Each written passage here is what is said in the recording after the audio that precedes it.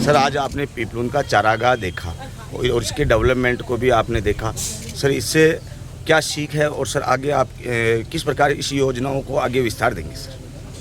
देखिए,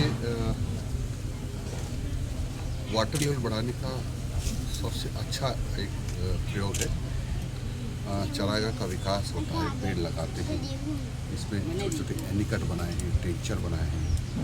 इसके कारण से पानी का जमीन में वाटर लेवल बढ़ता है। जब पानी का वाटर लेवल बढ़ता है तो लोगों को आसानी से ट्यूबवेल या लोग खोदते तो आसानी से पानी उपलब्ध होता है। वो ट्यूबवेल खोदते तब भी सिंचाई के लिए पानी आसानी से उपलब्ध होता है, यानी पानी का वाटर लेवल ऊपर आता है। मैं बधाई देना चाहता हूँ पीपलून के सरपंच वेद प्रकाश जी को, कि उन्होंने कुछ वर्षों से लगातार संघर्ष करके इतना बड़ा प्रोजेक्ट खड़ा कर दिया है। मैं जब आया था, जब 1800 बीघा का था, और शायद मुझे पता नहीं पर 2400 तक हो गया, 2400 बीघा का एक चारागाह खड़ा हो गया, जिसको आप इसमें लाखों तो पौधे लगे, तो पेड़ बन गए हैं और चारा तैयार हो गया है। और इससे लगातार वाटर लेवल बढ़ता है। जहाँ चारा होता है, जो पानी बरसता है, तो धीरे धीरे रम करके पानी ज़मीन में जाता है। इसलिए ये घास भी वाटर लेवल बढ़ाने का एक काम करता है। दूसरा, ये हमारे विशेष गौ माताओं के चारे के काम यानी भोजन का काम आता है। ये बहुत बड़ा काम है। जैसे पशु पक्षी पलते हैं, ऑक्सीजन तो मिलती है, क्योंकि ऑक्सीजन नहीं मिलेगी तो हम जिंदा नहीं रह पाएंगे। इसलिए ऑक्सीजन का बहुत बड़ा स्रोत होते हैं पेड़, क्योंकि पेड़ एक अपने जीवन काल में 4 से 5 करोड़ रुपए की ऑक्सीजन देता है। एक साल में 30 लाख रुपए की ऑक्सीजन देता है। 20 किलो अपशिष्ट को सोखता है, तो ध्वनि प्रदूषण को कम करता है और वर्षा को बुलाता है। यानी जब वर्षा आती है तब नदी नाले पोखर बढ़ते, ट्यूबवेल में पानी आता है, नीचे पानी पर्कुलेट होता है, तो उससे वो हमारी सिंचाई के काम भी आता है। तो इसके कारण से हमको खाद्यान्न भी पैदा होता है, तो पेड़ भी बड़े होते हैं तो ऑक्सीजन मिलती है, खाद्यान्न मिलता है, ऑक्सीजन मिलती है, उसके कारण हम जिंदा रहते हैं।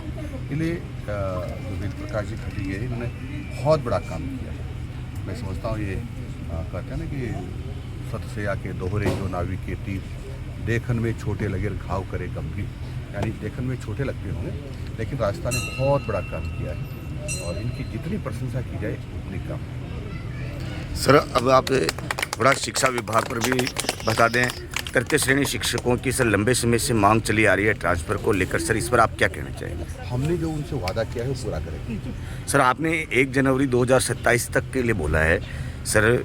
मैंने जो वादा किया है वो पूरा करेंगे। सर शिक्षकों में थोड़ा असमंजस की स्थिति बनी हुई है, तो थोड़ा वादा किया है सर इससे पहले कुछ हो सकता है सर?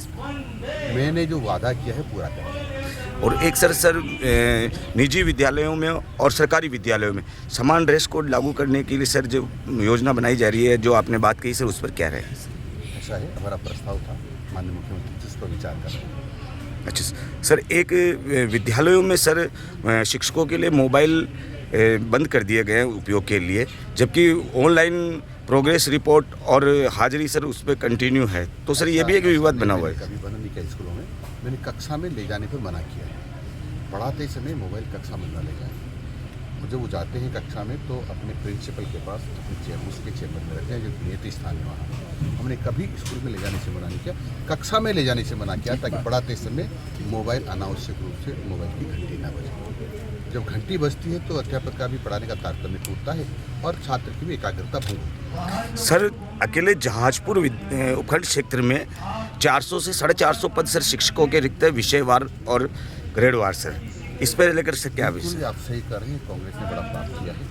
विद्यालय खोले, संकाय खोले, लेकिन पद सर्जित नहीं किए, न भर्ती किए।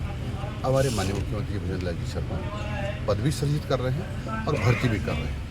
और अभी हमारे 50,000 से ज़्यादा टीचर्स भर्ती करने का पाइपलाइन में मैं समझता हूँ बहुत बड़ा भर्ती होने वाली है। और लगभग 30,000 से ज़्यादा टीचर में भर्ती करनी है। अभी 22,000 में चतुश्रेणी कर्मचारियों को अभी नियुक्ति दी है, यानी लगातार शिक्षा विभाग में भर्ती होती जा रही है। ये तो कांग्रेस ने शिक्षा का बंटाढार किया था, क्योंकि आप स्कूल खोलोगे, टीचर नहीं हो तो बच्चे कैसे पढ़ेंगे, यही उन्होंने किया।